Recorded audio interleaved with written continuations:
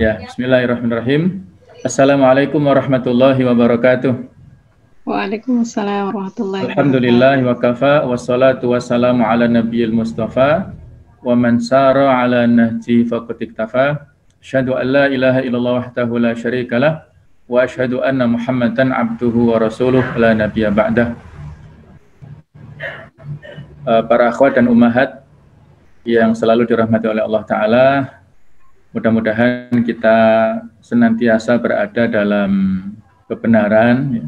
Allah memberikan hidayah kepada kita sehingga bisa istiqomah di jalannya sampai akhir hayat kita insya Allah akan mendapatkan husnul khotimah. Amin ya rabbal alamin. Materi kita adalah tentang mabadi akidah ahli sunnah wal jamaah atau prinsip-prinsip akidah ahli sunnah wal jamaah. Materi ini adalah sebuah materi yang penting dan pembahasannya cukup luas. Banyak perdebatan, diskusi di antara ulama tentang masalah ini. Mudah-mudahan di waktu singkat ini bisa kita pahami secara, ya walaupun bukan utuh ya, tapi kurang lebih lah ya, kita akan bisa memiliki wawasan tentang apa sebenarnya yang dimaksud Ahlus Sunnah wal Jamaah, karakternya seperti apa, prinsipnya seperti apa, khususnya di dalam masalah akidah. Ada beberapa istilah di antara ulama, di antaranya adalah at-taifatul mansurah, kelompok yang ditolong. Di antaranya hadis yang menjelaskan masalah ini adalah la tazalu taifatun min ummati mansurina. Akan selalu ada golongan di antara umatku yang mereka itu mendapatkan pertolongan Allah. Karena pertolongan ini diberikan oleh Allah kepada taifah itu, kepada kelompok tersebut dikarenakan komitmen di atas jalan kebenaran. La yadurruhum khudlanu man khudalahum, tidak membahayakan kepada mereka, tidak mengganggu kepada mereka penghinaan orang-orang yang menghina. Hatta taquma sa'ah, sampai terjadinya hari kiamat. Mereka terus komitmen di jalan kebenaran itu. Kemudian ada lagi istilah yang populer yang kita pakai, banyak dipakai oleh umat Islam saat ini, yaitu Ahlus Sunnah wal Jamaah. Ada banyak hadis yang bercerita tentang masalah ini, walaupun dengan riwayat yang berbeda-beda. Ada kurang lebih 15 hadis yang bercerita tentang perpecahan umat di akhir zaman, dan ada sekitar 14 sahabat yang meriwayatkan hadis ini, serta 10 para muhaditsin yang menceritakan ini, dan derajatnya antara sahih dan hasan. Di antaranya adalah riwayat dari Muawiyah ibn Abi Sufyan radhiyallahu anhuma, beliau mengatakan, ala inna Rasulullah sallallahu alaihi wasallam qama fina. Suatu saat Rasulullah sallallahu alaihi wasallam itu berdiri di tengah-tengah kami. Faqala, beliau mengatakan hadis ini, ala inna man qablakum min ahlil kitab iftaraku ala thintaini wa sab'ina millah. Ketahuilah, sesungguhnya umat sebelum kalian dari ahlul kitab, baik itu orang Yahudi ataupun Nasrani, ada riwayat lain disebutkan ada perbedaan ya, kalau Yahudi 72, kalau Nasrani 71 ya, atau kebalikannya, dengan berbagai macam versi lah ya. Mereka ini berbeda, berpecah menjadi 72 golongan. Iftaraku ala thintaini wa sab'ina millah.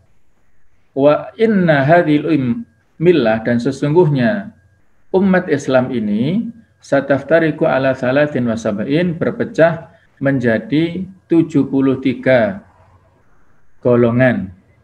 Thintani wa sab'una finnar, ada 72 masuk neraka, wa wahida fil jannah, yang satu masuk ke surga.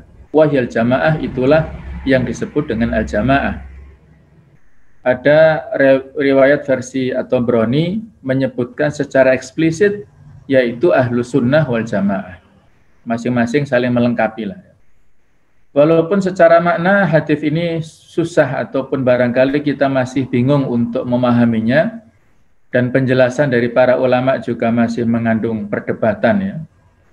Kira-kira yang satu itu siapa yang bisa nantinya masuk ke surga itu golongan yang seperti apa, itulah menjadi perdebatan. Tapi kalau dilihat dari Al-Quranul Karim, ayat yang terkait dengan hadis ini diantaranya surat Al-An'am ayat 153, Allah berfirman, wa anna hadza sirati mustaqima, bahwa sesungguhnya ini adalah jalanku yang lurus, fattabi'uhu, maka ikutilah jalan itu, wala tattabi'us subula, dan jangan ikut jalan-jalan yang lainnya, fatafarraqu bikum an sabilih, sehingga kalian akan terpecah, akan menyimpang dari jalan yang lurus itu.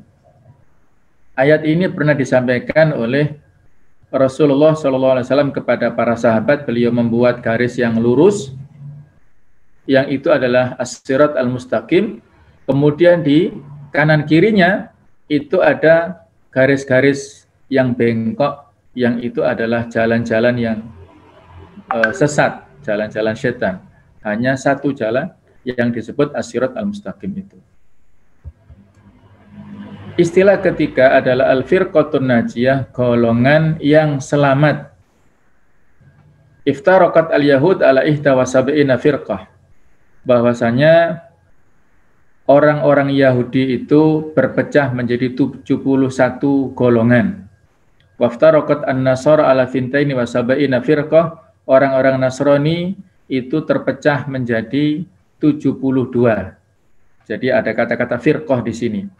Wasataftariku ummati ala salas wa sab'ina firqah, dan akan berpecah umatku menjadi 73, semuanya kulluha finnar, masuk ke neraka illa wahida, kecuali satu.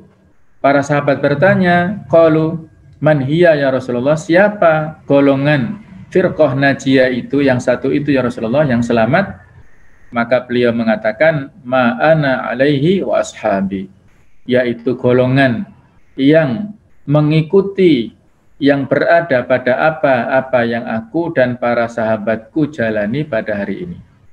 Hadis riwayat Tirmidzi dan lain sebagainya, para ulama hadis yang lain. Jadi ada kata-kata firqah najiyah yang disimpulkan dari hadis ini, yaitu firqah dan najiyah selamat dari neraka. Mereka dimasukkan ke surganya Allah Subhanahu wa ta'ala. Ada beberapa pendapat yang perlu saya sampaikan di sini. Di antaranya pendapat Imam Bukhari mengatakan mereka adalah ahlul ilm, para ulama. Kebanyakan para ulama menyebutkan bahwa maksud dari Ta'ifah Mansurah adalah ahli hadis, orang-orang yang mengikuti hadis. Sedangkan Imam Nawawi rahimahullah mengatakan ada kemungkinan kelompok ini berserakan di antara orang mukmin. Di antara mereka ada yang pemberani, pejuang, di antaranya adalah para ahli fikih, kemudian ada ahli hadis, ada orang yang zuhud, pengajak kebaikan dan pencegah kemungkaran, dan di antara mereka ada golongan kebaikan lainnya. Jadi berarti bukan hanya pada satu kelompok saja.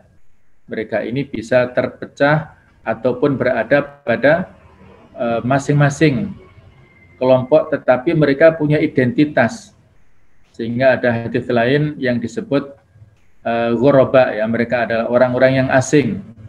Ada hadis yang berbunyi bada'al islamu ghoriban wa sayaudu ghoriban kama bada'a fatuba lil ghuraba. Islam dulu mulai muncul dalam keadaan asing dan akan kembali dalam keadaan asing, maka beruntunglah orang-orang yang disebut asing itu, yang ghuraba atau gharib.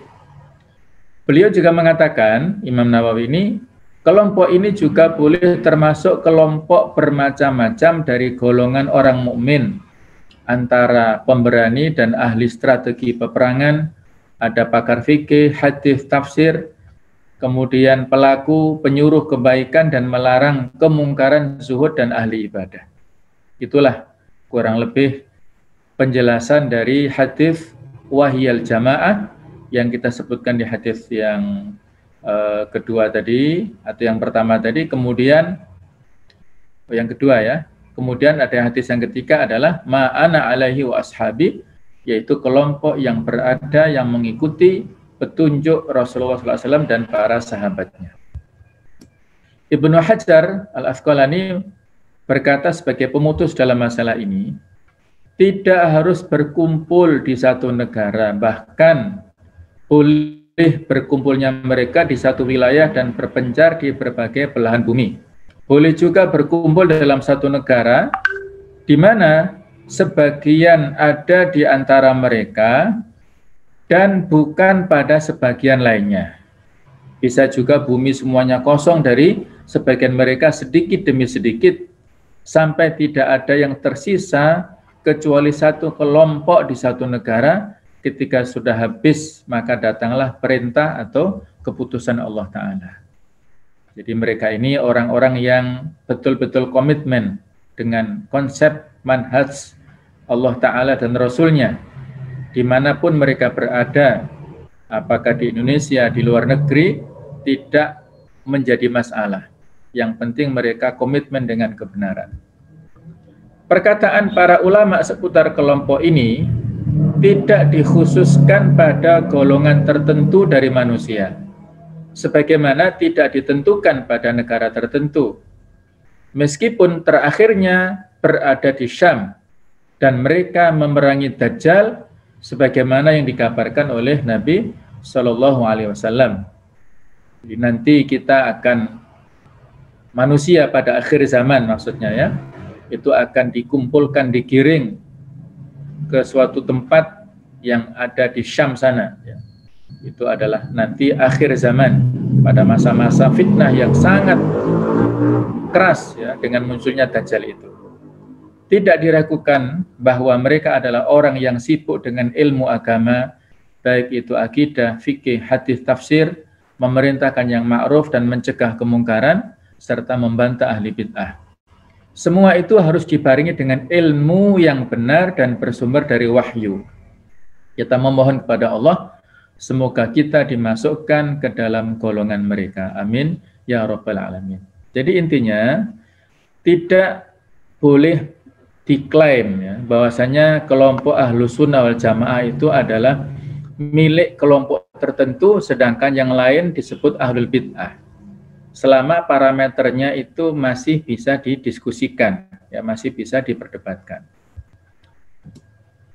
Maka Ahlus Sunnah wal Jamaah adalah jalan yang ditempuh oleh Rasulullah SAW dan jamaah para sahabat serta tabi'in, serta tabi'ut tabi'in ya. Mereka inilah yang disebut dengan as-salafus salih, 3 generasi awal, para sahabat, tabi'in dan tabi'ut tabi'in.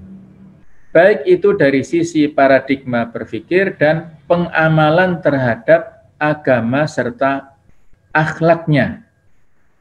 Jadi konsep dalam bidang yang terkait dengan masalah fikrah, pola pikirnya, kemudian dalam hal pengamalan agama, syariatnya, serta akhlaknya, itu mengambil qudwah dari Rasulullah dan 3 generasi yang sesudahnya.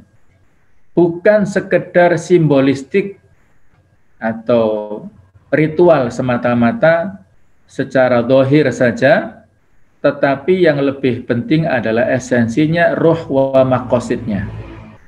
Maka siapa-siapa saja, siapapun yang mengikuti dan menempuh jalan keselamatan yang mereka tempuh oleh 3 generasi awal tadi secara benar, mereka juga termasuk Ahlus Sunnah wal Jamaah, walaupun hidup tidak sezaman dengan mereka, bahkan walau hidup seorang diri.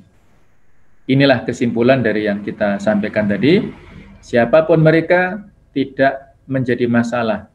Identitas secara zahir itu tidak dipermasalahkan ya.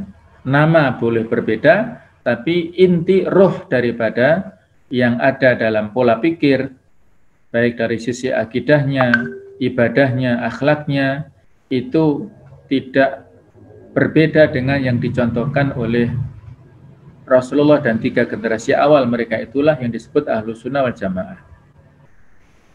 Karakter Ahlus Sunnah wal Jamaah. Yang pertama, mereka ini memiliki sifat tawassut atau moderat. Tidak berlebih-lebihan ya. dalam pilihan untuk bermadhab atau memilih pendapat dalam bidang apapun ya, dalam bidang akidah ataupun ibadah ataupun muamalat, itu senantiasa memilih pendapat yang pertengahan, yang tawassut, tidak tasyadud. Jadi kita dalam beragama itu paling tidak ada 3 pilihan ya, 3 selera. Ada yang mutasyadid atau tasyadud, yaitu ekstrim, atau bahasa sekarang adalah radikal ya, yang berlebih-lebihan. Ada juga pilihan tasahul, mutasahil, yang serba boleh, semuanya boleh ya. Kemudian banyak melonggar-longgarkan, ini juga bahaya. Kalau tasyadud itu ya mungkin bahasa lainnya adalah ekstrim kanan. Kalau tasahul itu ekstrim kiri. Nah, sedangkan tawassut ini adalah memilih jalan pertengahan, tidak berlebihan dan juga tidak secara melonggar-longgarkan. Berlebihan juga tidak boleh. Ketika ada 3 sahabat yang menyaksikan bagaimana ibadahnya Rasulullah SAW, beliau tahajudnya sampai kakinya bengkak, maka mereka melihat diri mereka belum ada apa-apanya, sehingga mereka punya azam, punya komitmen, kalau begitu saya akan puasa selamanya, setiap hari, setiap waktu. Yang kedua, saya akan qiyamul lail sepanjang malam, tidak istirahat. Yang ketiga, saya akan membujang selamanya, tidak mau menikah. Maka ketika 3 komentar ini sampai kepada telinga Rasulullah SAW, beliau mengingkari. Siapa tadi yang mengatakan ini dan begitu ya? Sesungguhnya aku adalah orang yang paling bertakwa di antara kalian.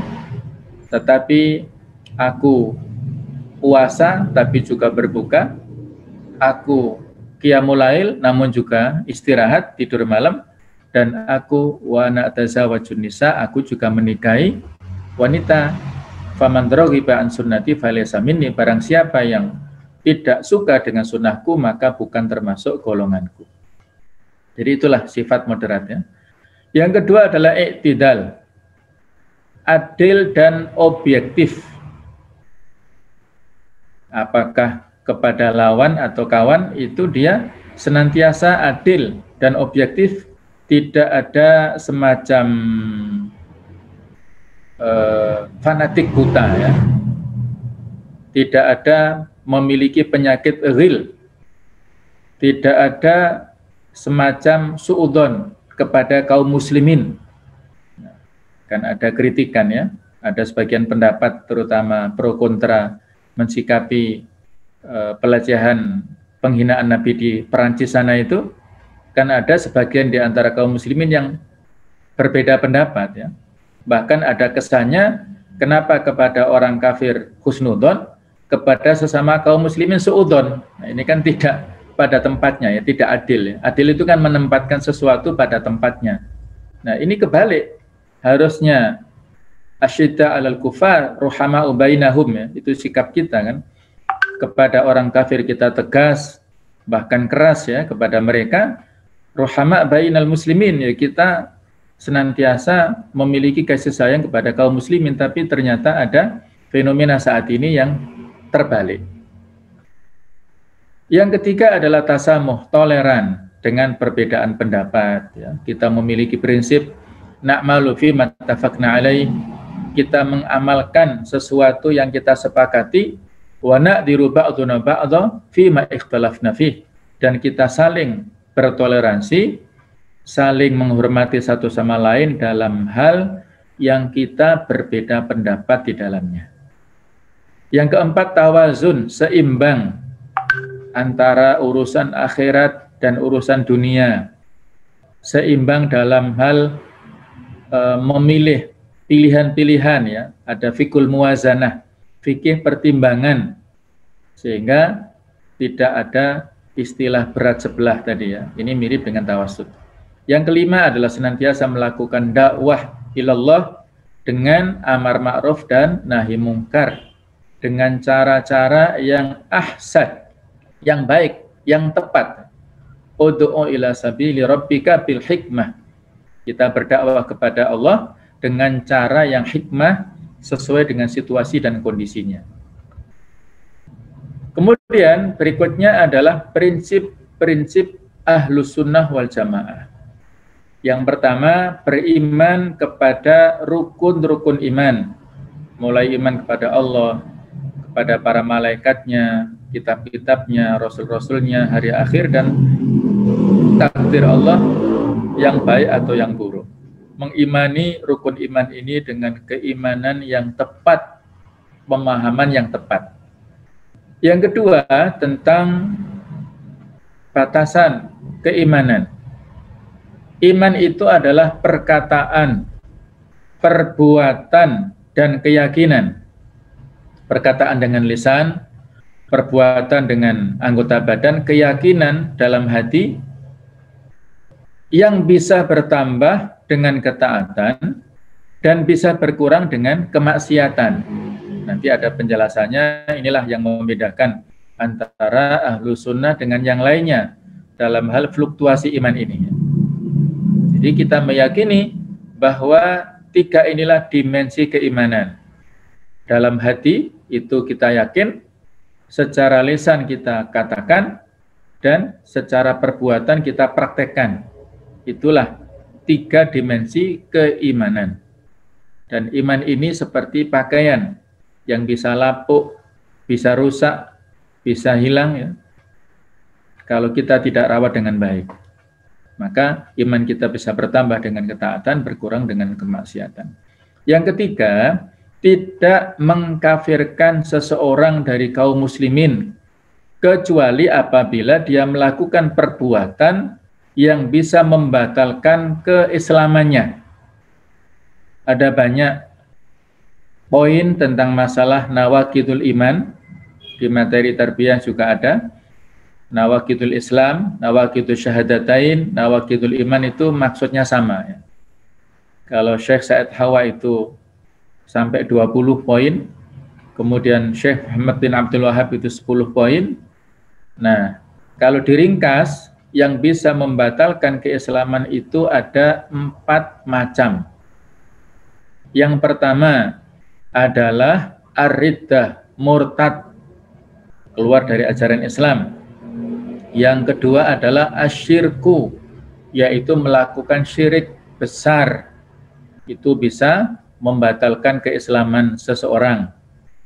Yang ketiga al-kufru, yaitu kafir, ingkar terhadap kebenaran Al-Quran, ingkar terhadap kebenaran hadis Nabi yang sahih, dan lain sebagainya. Itu bisa membatalkan Islam.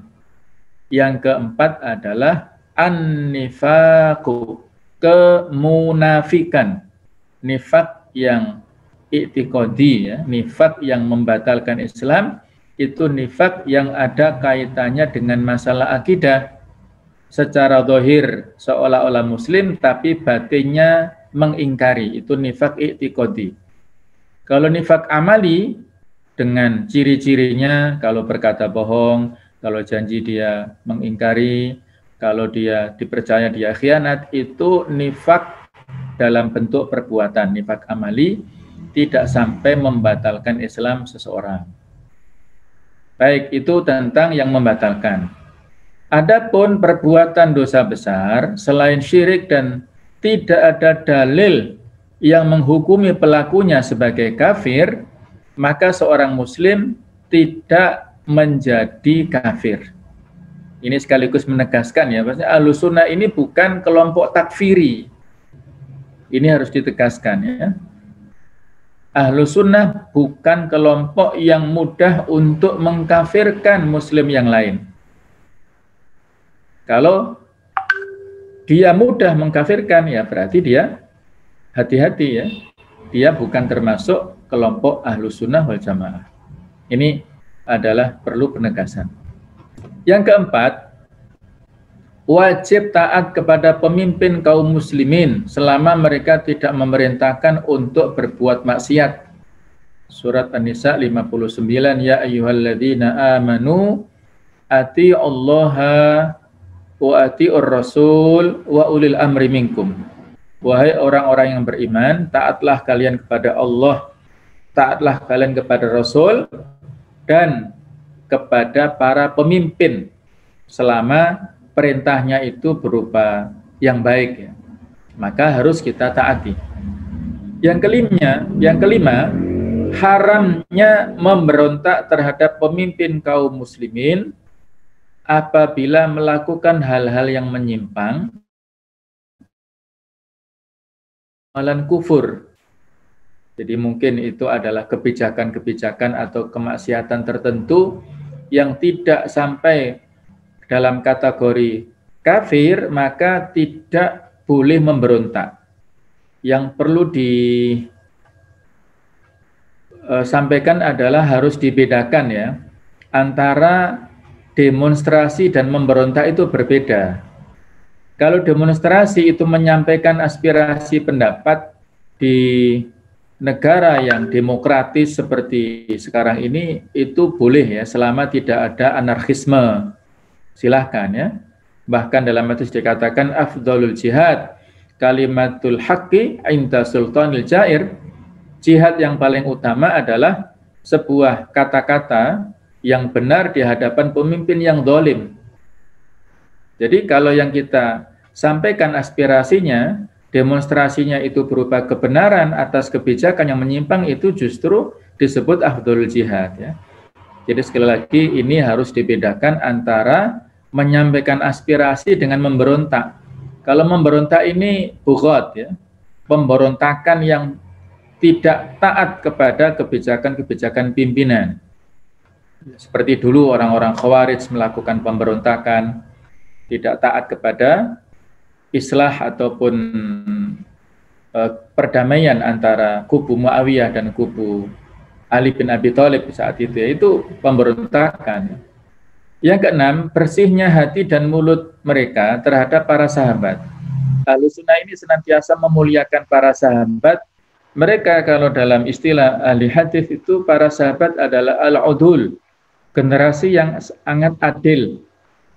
Periwayatannya itu diterima semua, selama sanadnya bisa dipercaya ya. Maka yang disandarkan kepada sahabat itu sebuah kebenaran. Tidak mungkin mereka berbohong, itu kesepakatan para ulama seperti itu. Sehingga mereka sama sekali tidak pernah mencaci, tidak pernah menghina para sahabat, walaupun barangkali ada titik-titik khilafiyah di antara mereka. Sampai timbulnya bagaimana ada perang Jamal antara kubu Ali dan Aisyah, ada perang Siffin antara kubu Ali dan Muawiyah. Itu jangan melihat dari sisi perpecahannya, perbedaannya, jangan. Tetapi melihat dari sisi-sisi hikmah yang lainnya. Di antaranya adalah ternyata masih ada provokator-provokator di antara kaum muslimin. Orang-orang Yahudi yang masuk di barisan kaum muslimin. Orang-orang munafik yang seolah-olah zahirnya muslim tapi batinnya kafir, itulah yang memecah barisan kaum muslimin. Kalau pada zaman dulu ada, pada zaman sekarang juga pasti ada. Nah, seperti itu di antara pengambilan hikmahnya. Jadi kita harus menahan diri dari segala macam kekurangan yang ada pada sahabat. Mereka juga manusia, tapi mereka manusia terbaik. Bukan seperti kita yang banyak maksiatnya, banyak dosanya ya. Maka harus hormat terus kepada mereka.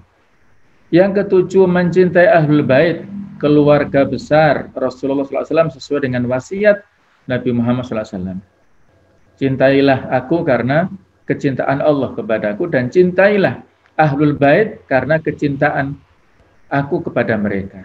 Ya, mereka harus kita hormati ya.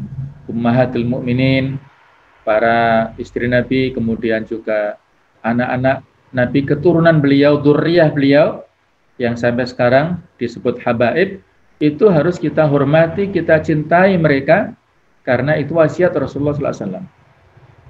Yang kedelapan, membenarkan adanya karomah yang diberikan kepada para wali, yaitu orang-orang yang dicintai oleh Allah Ta'ala. Apa-apa yang Allah perlihatkan melalui tangan-tangan sebagian mereka berupa hal-hal yang luar biasa, sebagai penghormatan kepada mereka. Al-karamah diberikan kepada para wali, walaupun tidak selalu ya, tidak selalu orang yang dicintai Allah Ta'ala itu mendapatkan karomah. Karomah itu sesuatu yang tidak bisa direncanakan, berbeda dengan sihir. Karomah datang dari Allah, kalau sihir datangnya dari setan. Karomah itu menunjukkan adalah identitas kebenaran, kalau sihir itu identitas kebatilan. Jadi ada karomah untuk para wali. Siapa wali Allah itu? Cirinya ada dua, syaratnya dua, yaitu alladzina amanu wa kanu yattaqun. Para wali itu adalah orang-orang yang bertakwa dan beriman. Sehingga kita semua punya potensi. Wali Allah tidak harus yang pakai sorban kemana-mana, tidak harus pakai jubah kemana-mana, tidak harus kelihatan sholat secara rajin di masjid, belum tentu ya. Mereka bisa jadi orang-orang biasa, yang tidak nampak secara zahir. Mungkin mereka ibadahnya dengan tidak secara terang-terangan. Mungkin mereka puasa ya setiap waktu, mungkin puasa Daud, kan nggak kelihatan kalau puasa. Dan mereka biasanya adalah orang-orang yang mustajab doanya. Itu bisa jadi nampak pada waktu-waktu tertentu ya, tidak sepanjang waktu. Yang kesembilan, dalam berdalil selalu mengikuti apa-apa yang datang dari kitab Allah dan sunnah Rasulnya, baik secara lahir maupun batin, dan mengikuti apa-apa yang dijalankan oleh para sahabat. Jadi mendahulukan Al-Quran, mendahulukan hadis, kemudian juga ijma', kemudian juga qiyas. 4 inilah dalil syar'i yang diambil oleh jumhur ulama. Jadi ini pembahasan juga panjang masalah ini ya. Nah, berikutnya adalah tentang beberapa masalah akidah yang berbeda antara mazhab Ahlus Sunnah dengan mazhab lainnya. Yang pertama adalah tentang hubungan antara dosa dan iman. Tadi sudah kita sampaikan ya, tentang fluktuasi iman. Al-iman yazid wa yanqus. Iman itu pasang surut, yazidu bitta'ah wa yanqus bil maksiyah, bisa bertambah dengan ketaatan, kemudian juga berkurang dengan kemaksiatan. Dan juga iman ini 3 dimensi. At-tasdiqu bil qalbi, meyakini dalam hati, al-iqraru bil lisan, menyampaikan dengan lidah kita, dengan perkataan kita, wal amalu bil jawarih, melaksanakan dengan anggota badan kita. Nah, dalam masalah hubungan dengan dosa seseorang, terutama dosa besar, bahwa menurut Ahlus Sunnah wal Jamaah, bahwa dosa-dosa yang dilakukan oleh seorang mukmin itu tidak mengeluarkannya dari keimanannya secara langsung, selama tadi itu tidak terkait dengan 4 tadi ya, yang sudah kita sampaikan, pembatal-pembatal tadi, baik itu murtad, kemudian syirik besar, kufur, kemudian nifak yang dalam bentuk akidah tadi. Selama di luar yang 4 ini, maka dosa itu tidak menjadikan seorang itu kafir. Nah, beda dengan orang-orang Khawarij yang ekstrim, bahwa dosa-dosa besar itu menjadikan seorang menjadi kafir. Seorang mukmin menjadi kafir akibat dosa-dosa besarnya. Kebalikannya, orang-orang Murji'ah dan juga mirip dengan itu adalah orang-orang Mu'tazilah, itu menganggap iman itu sempurna, tidak ada pasang surutnya. Ketika seorang sudah mukmin, walaupun dia melakukan dosa besar seberat apapun, dia adalah orang yang beriman dengan keimanan yang sempurna. Itu mazhab Murji'ah. Murji'ah dari kata-kata roja ya. Jadi optimisnya terlalu berlebihan. Sehingga ya mereka barangkali itu tadi ibahiyah, membolehkan segala macam karena dia sudah mukmin, sudah aman. Nah, kalau Mu'tazilah itu orang yang berdosa besar itu mendapatkan tempat di antara surga dan neraka yang disebut dengan manzilatun baina manzilata ini. Bukan mukmin tapi bukan juga kafir. Nah, kalau nanti dia itu tidak bertobat di akhirat, maka dia akan masuk ke neraka. Nah, seperti itulah ya. Jadi sekali lagi pendapat Ahlus Sunnah Jamaah pendapat yang tawassut, pertengahan. orang mukmin yang berdosa besar bukan menjadi kafir, tapi dia mukmin yang fasik. Kalau dia tidak bertaubat, nanti di akhirat tahta masyiatillah, berada di bawah kehendak Allah Ta'ala. Kalau Allah ridha untuk memaafkan, maka dia masuk ke surga. Kalau Allah tidak memaafkan, maka dia masuk ke neraka dulu, dihabiskan dosa-dosa besarnya atau dosa-dosa yang telah dia lakukan di dunia, kemudian kalau sudah terkikis, dia dipindahkan ke surga. Nah, itulah kurang lebih pendapat Ahlussunnah wal Jamaah tentang masalah iman dan dosa. Yang kedua, sikap kepada para sahabat Nabi sudah kita sampaikan tadi. Mereka adalah Ahlussunnah ini sangat hormat kepada sahabat Nabi. Berbeda dengan Syiah Rafidhah. Mereka ini mengkafirkan sahabat Nabi kecuali Ali bin Abi Thalib. Kalau Zaidiyah itu masih ada kelonggaran, mereka masih menghormati kepada Abu Bakar, kepada Umar, kepada Ali ya. Nah, kalau Syiah Rafidhah itu mereka tidak hormat kepada sahabat-sahabat Nabi Muhammad SAW. Kemudian yang ketiga adalah sikap terhadap ayat dan hadis tentang sifat Allah. Ini pembahasannya panjang nanti, ada slide-slide berikutnya. Bahwa dalam hal ini pun Ahlussunnah wal Jamaah tawassut pertengahan. Dan dalam hal ini memang ada perbedaan ya di antara Ahlussunnah ini yang versinya Abul Hasan al-Asy'ari serta Abu Mansur al-Maturidi, yang disebut kelompok Asy'ariyah dan Maturidiyah itu mereka adalah mentakwilkan ayat dan hadis tentang sifat Allah, sedangkan mazhab salaf itu adalah tidak mentakwilkan. Nanti ada penjelasannya. Tentang kehendak perbuatan manusia, Ahlussunnah wal Jamaah ini mutawasid pertengahan antara kelompok Jabariyah, yaitu kelompok yang mengatakan manusia terpaksa 100% tidak bisa lepas dari kehendak Allah. Manusia seperti benda mati, tidak punya kemauan sama sekali. 100% pilihan manusia itu adalah pilihan Allah Ta'ala. Itu kelompok Jabariyah ya. Kelompok ekstrim. Ada lagi kebalikannya kelompok Qadariyah, yaitu kelompok yang kebalikannya manusia punya kehendak 100%, tidak ada campur tangan Allah Ta'ala dalam memilih perbuatan manusia ini. Nah, Ahlussunnah ini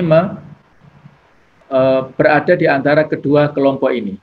Bahwasanya perbuatan manusia itu ada perbuatan yang sifatnya al-af'al al-ittirariyah, perbuatan yang kita terpaksa tidak bisa memilih.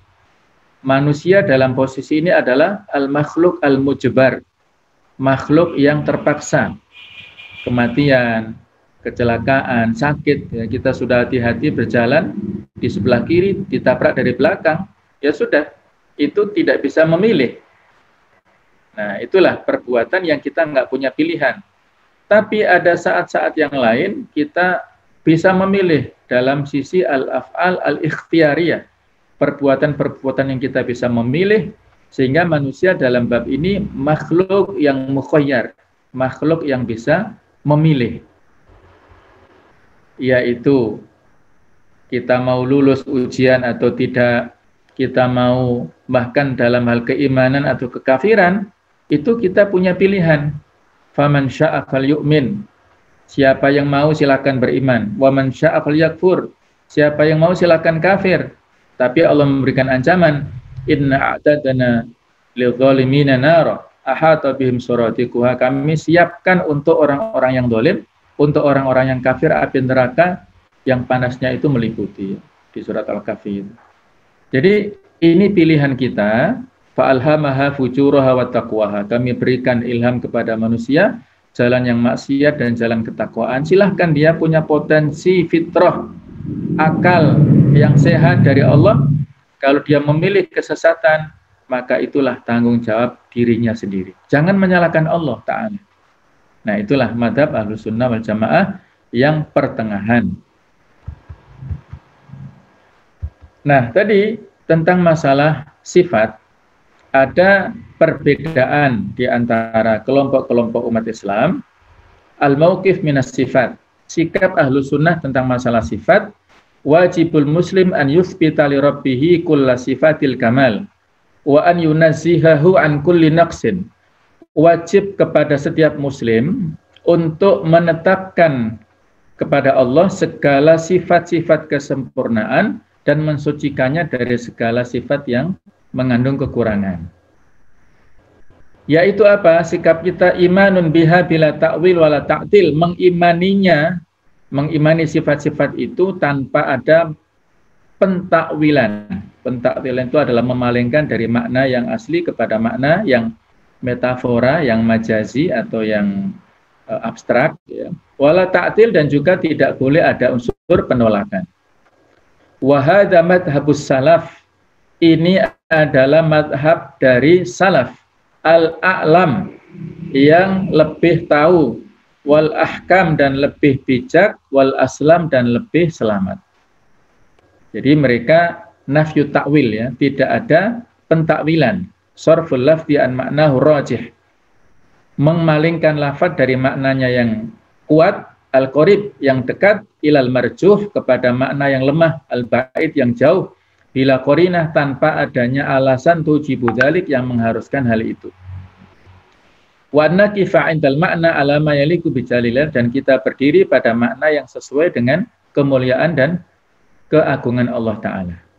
Sedangkan ta'til itu maknanya adalah nafyu madlulatil alfat, menolak pemahaman-pemahaman yang ada pada lafaz allati tasifullahu ta'ala nafyan mutlaqan, yang disifati untuk Allah dengan penolakan yang mutlak. Itu tidak boleh, ya, ta'til itu haram, tidak boleh.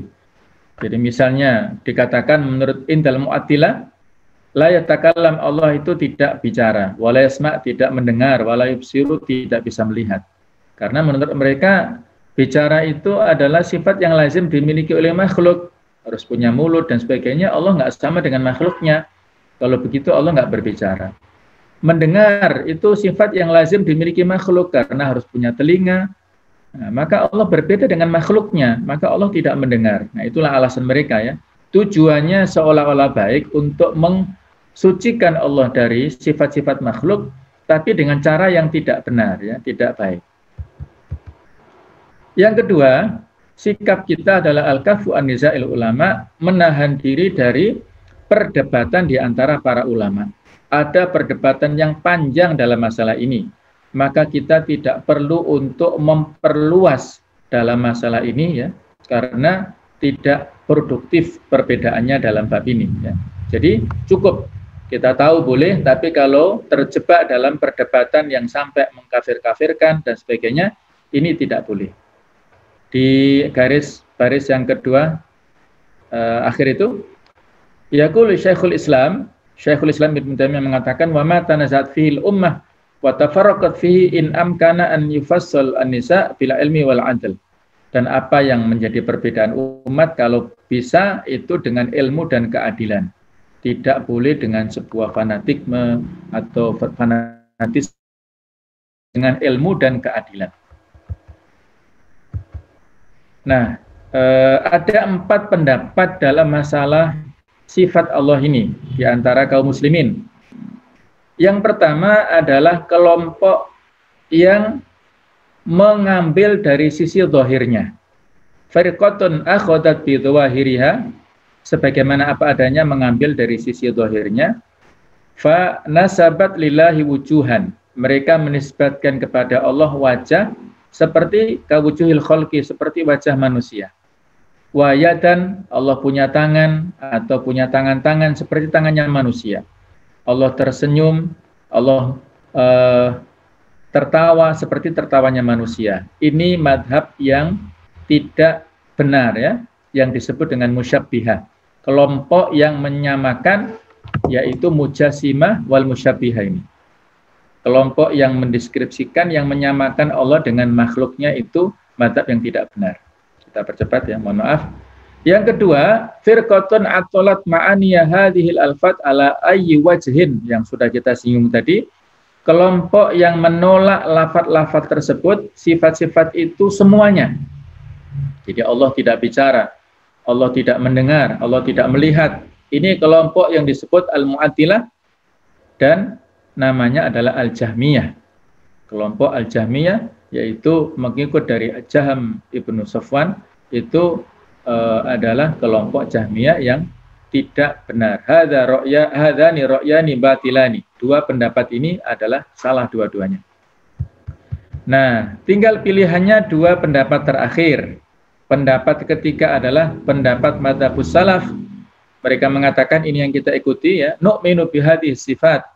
Kita beriman kepada sifat-sifat, kepada ayat-ayat ya, bihadil ayat dengan ayat-ayat ini, wal ahadits dan hadis-hadis kama waradat sebagaimana apa adanya. Wa natruku bayanal maksud minha, kita tinggalkan keterangan maksud di antara ayat dan hadis itu kepada Allah tabaraka wa taala. Kita serahkan maksudnya kepada Allah. Fahum yuthbituna al-yada wal aina wal a'yun wal istiwa. Mereka menetapkan ada sifat tangan, ada sifat mata, sifat al-a'yun ya, al-ain itu jamak dari al-a'yun jamak dari al-ain ya.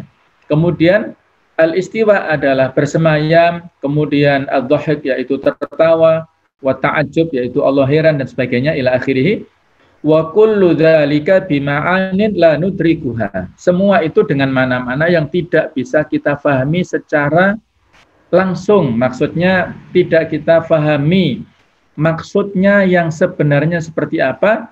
Wa natruku lillahi tabaraka wa ta'ala, kita tinggalkan, kita serahkan kepada Allah Ta'ala al-ihata bi ilmiha, yang mengetahui maknanya yang sebenarnya seperti apa.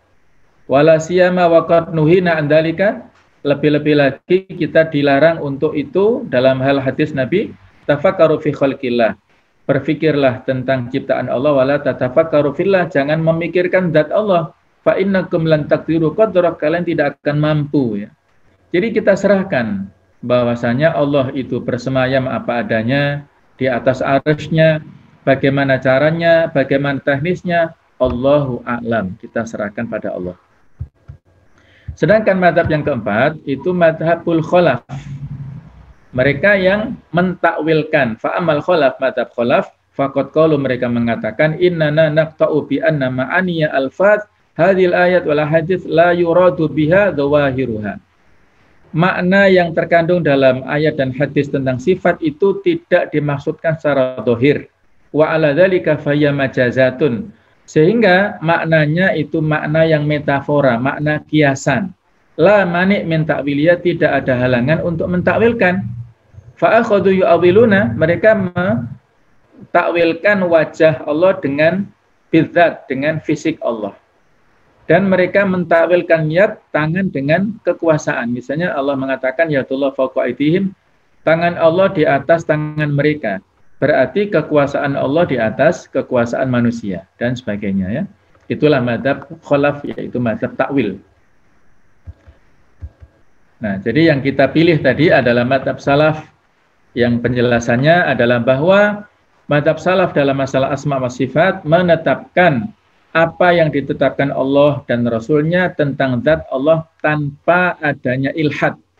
Ilhad itu memiliki 4 makna ini, yaitu tidak ada unsur ta'til atau penolakan, tidak ada unsur tahrif atau penyimpangan, tidak ada unsur tamtsil, penyerupaan, dan tidak boleh takyif, mendeskripsikan, menggambarkan.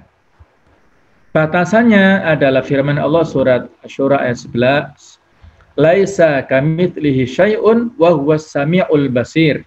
Tidak ada yang menyerupai Allah sesuatu pun, dan dialah yang maha mendengar lagi maha mengetahui. Penggalan pertama, yaitu laisa kamitslihi syai'un, itu menolak golongan mumatsil dan mukayyif.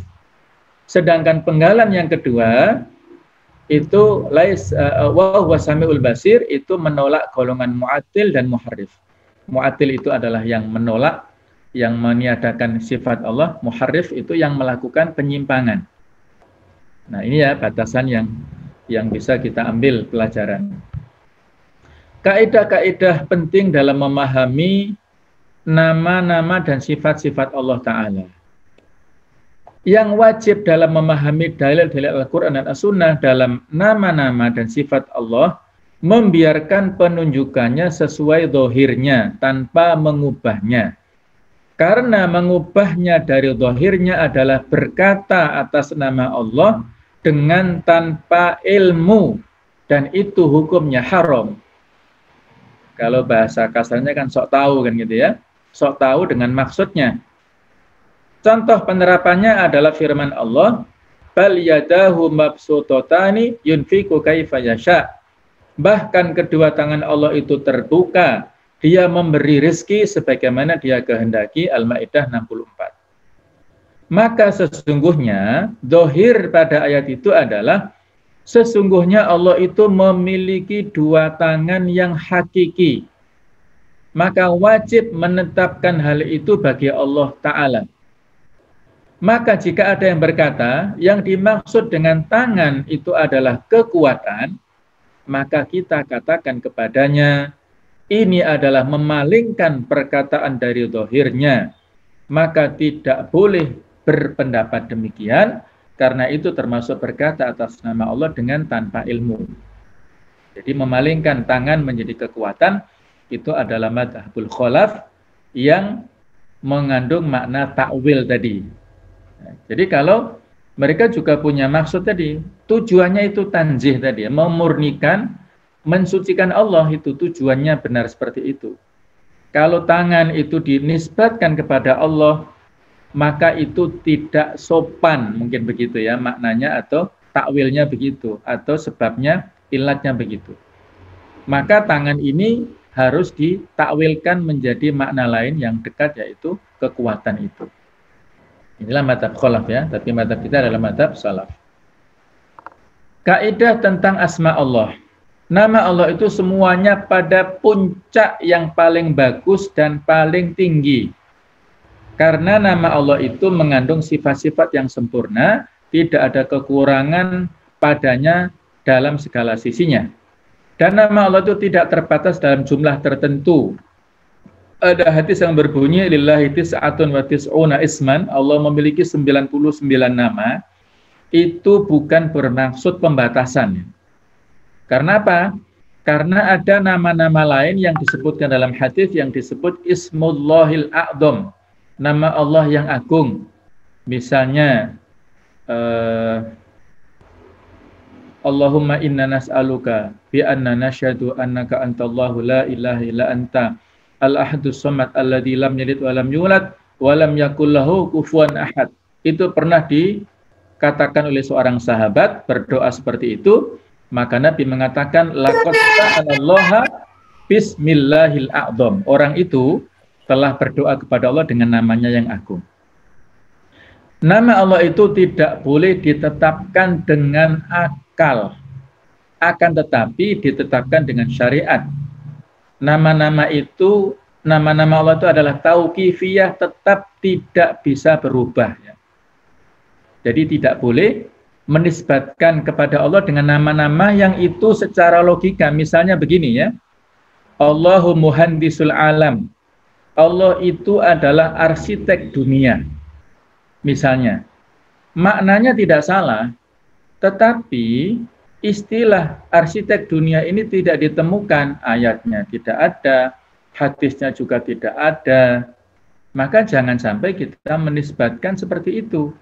Nah, itulah maksudnya ya, nama Allah itu tauqifiyah, apa adanya, tidak boleh kita tambah-tambah, tidak boleh kita kurangi juga.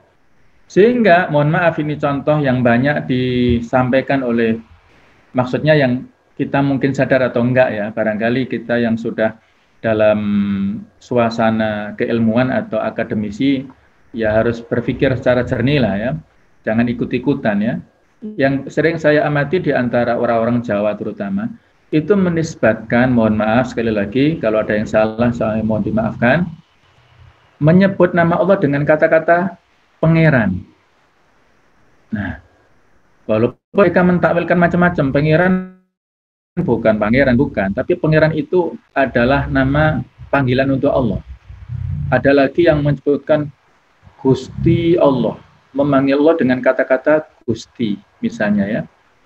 ini bagi saya yang sedikit ilmunya ini ya, dari sebagian yang kita sebutkan teorinya ini, menurut saya tidak etis ya menyebutkan panggilan-panggilan kepada Allah dengan tanpa ada dalilnya. Mungkin Gusti dalam bahasa kita, bahasa Jawa itu secara logika mungkin adalah sebuah penghormatan, tapi kan biasanya penghormatan ini kan untuk makhluk, misalnya kepada raja atau kepada tuan kan, si pembantunya memanggilnya dengan Gusti. Nah, jangan-jangan, mohon maaf sekali lagi ya, bahwasanya kalau kita panggil Allah dengan kata-kata Gusti, ini kan seolah-olah menyamakan penghormatan kepada Allah seperti penghormatan kepada manusia. Nah, itu loh yang harus kita hati-hati ya. Yang harus kita waspadai seperti itu. Nah, kata-kata pangeran tadi juga seperti itu ya.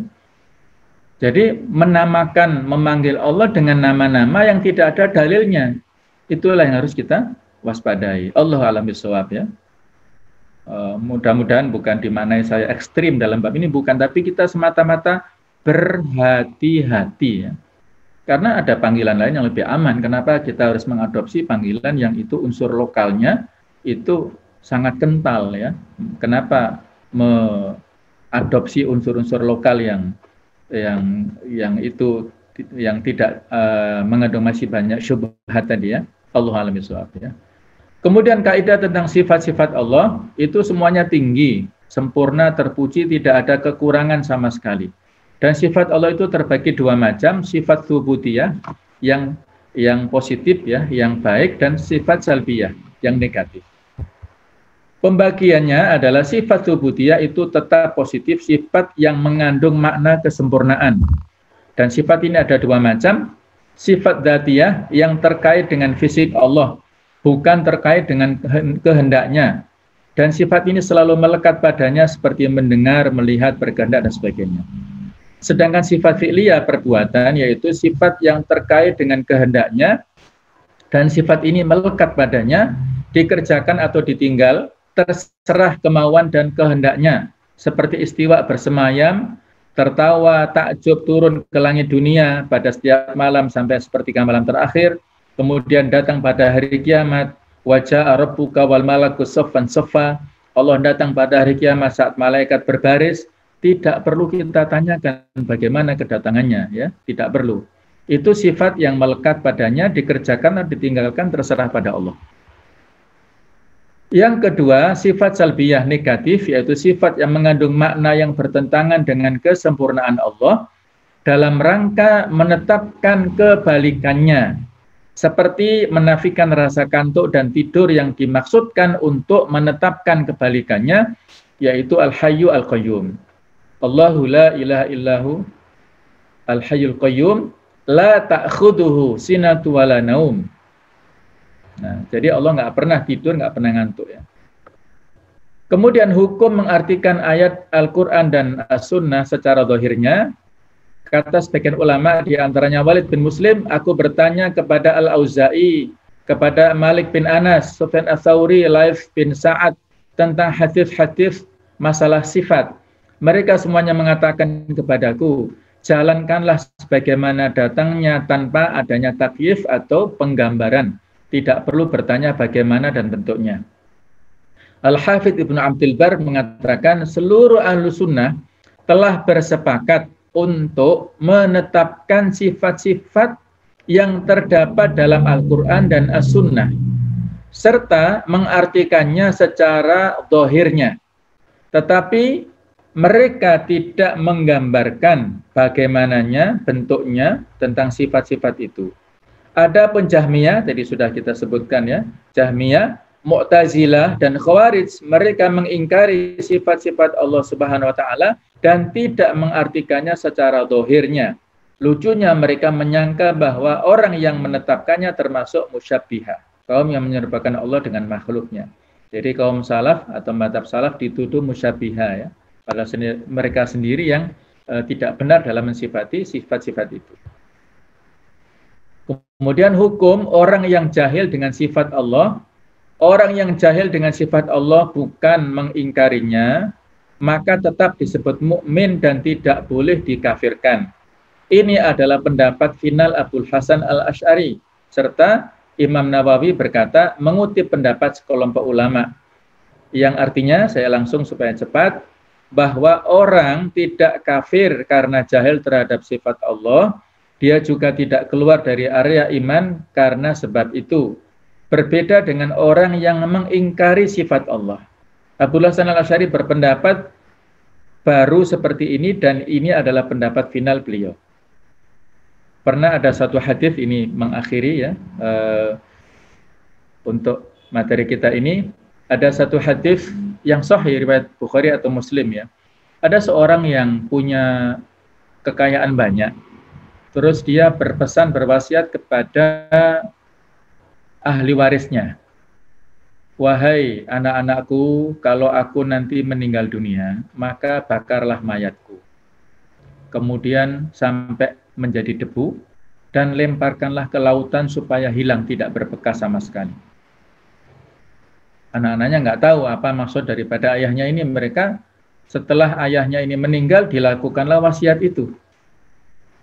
Nah, setelah pada saat dia sudah menjadi debu, hancur, diceritakan dalam hadis ini, malaikat itu bertanya, diminta Allah ya, coba tanyakan itu. Tanyakan kira-kira apa tujuannya memberi wasiat seperti itu. Maka orang ini menjawab, sesungguhnya aku takut dengan siksa-Mu ya Allah. Aku tidak pernah melakukan amal sama sekali, walaupun aku punya kekayaan banyak, aku nggak pernah beramal, tapi aku takut kepadamu ya Allah, takut kepada siksa-Mu ya Allah. Maka Allah Ta'ala mengatakan, katakan ya, kepada itu, menyuruh kepada malaikat untuk mengatakan kepada orang ini, bahwa karena rasa takutnya kepada aku, kepada Allah Ta'ala itulah, maka dia bisa selamat dari azabku. Ya akhirnya diselamatkan, tidak jadi masuk ke neraka. Hadis ini kelihatannya aneh ya, tapi riwayatnya sahih, riwayat Muslim, dan juga ada versinya Bukhari. Sehingga kesimpulannya adalah seperti ini. Dia punya keyakinan terhadap salah satu sifat Allah, yaitu yang harus kita yakini, Allahu syadidul iqab, Allah sangat keras siksaannya, dan Allah itu maha penyayang misalnya ya. Kita memahami ayat-ayat tentang sifat-sifat itu secara umum, tidak detail, tidak secara rinci, maka itu sudah ma'fu ya, sudah diterima. Buktinya orang ini karena rasa khaufnya, rasa takutnya kepada Allah Ta'ala itu sudah menjadi alasan bagi dia untuk mendapatkan ampunan dari Allah Subhanahu wa Ta'ala. Kemudian Ibnu Taimiyah juga menjelaskan, beliau menegaskan bahwa jahil terhadap sebagian sifat Allah bukan perkara yang mengkafirkan. Beliau mengatakan yang artinya makna maksimal yang terkandung dalam hadis ini adalah bahwasanya dia adalah seorang lelaki yang tidak mengetahui semua sifat Allah yang berhak dimilikinya dan tidak mengetahui rincian sifat Allah bahwa dia itu maha kuasa. Kebanyakan orang-orang beriman kadang-kadang tidak mengetahui yang seperti itu. Jadilah itu tidak membuat dia menjadi kafir. Ini komentar beliau tentang hadis yang saya bacakan tadi ya, di Majmu' Fatawa juz 11 halaman 411 ya.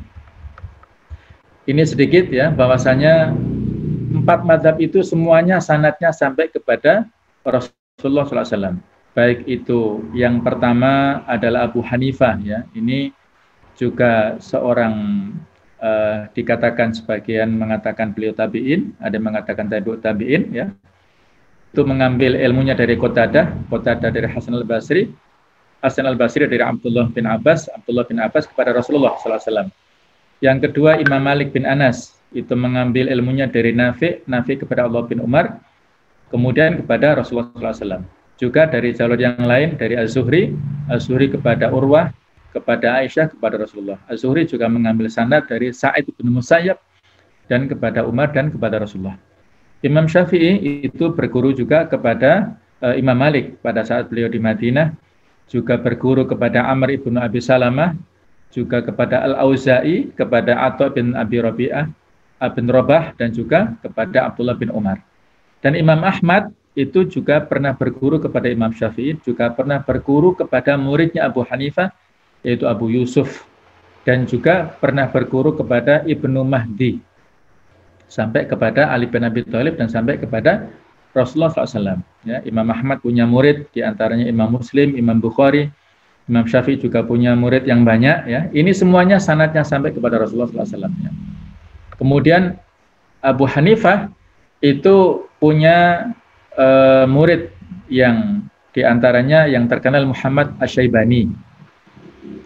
Muhammad Asy-Syaibani itu punya murid-murid diantaranya Imam Syafi'i, kemudian juga Musa ibnu Sulaiman al-Jurjani. Imam Syafi'i punya murid terus sampai Abul Hasan al-Asy'ari, dan Imam Musa ibnu Sulaiman itu punya murid terus yang namanya Abu Mansur al-Maturidi. Jadi Abul Hasan al-Asy'ari itulah akhirnya disebut Asy'ariyah, yang sekarang itu banyak pengikutnya di seluruh dunia. Juga Al-Maturidiyah, Abu Mansur al-Maturidi juga banyak pengikutnya di seluruh dunia. Dan juga tidak kita nafikan dari jalur yang lain, ya, yaitu jalur daripada Ibnu Taimiyah yang juga dijadikan referensi dalam bab masalah akidah, itu juga sanadnya sampai kepada Rasulullah SAW. Jadi kalau di sini ada jalur Libya, ya, kemudian juga Syekh Utsaimin misalnya itu dari bin Bas, kemudian bin Bas dari Syekh Muhammad bin Abdul Wahab dalam generasi yang panjang, maksudnya tidak langsung, kemudian Ibnu Abdul Hadi kepada Ibnu Taimiyah, kepada Ibnu Ad-Daim, kemudian kepada Ibnu Qudamah, kepada Ibnu Jauzi, dan sampai kepada Imam Ahmad terus ke atas sampai kepada Rasulullah SAW tadi. Jadi semuanya sanad ini semuanya ketika berdasar kepada dalil maka bisa kita terima. Saya kira itu, ya, kurang lebihnya ana mohon maaf. Assalamualaikum warahmatullahi wabarakatuh. Waalaikumsalam warahmatullahi wabarakatuh.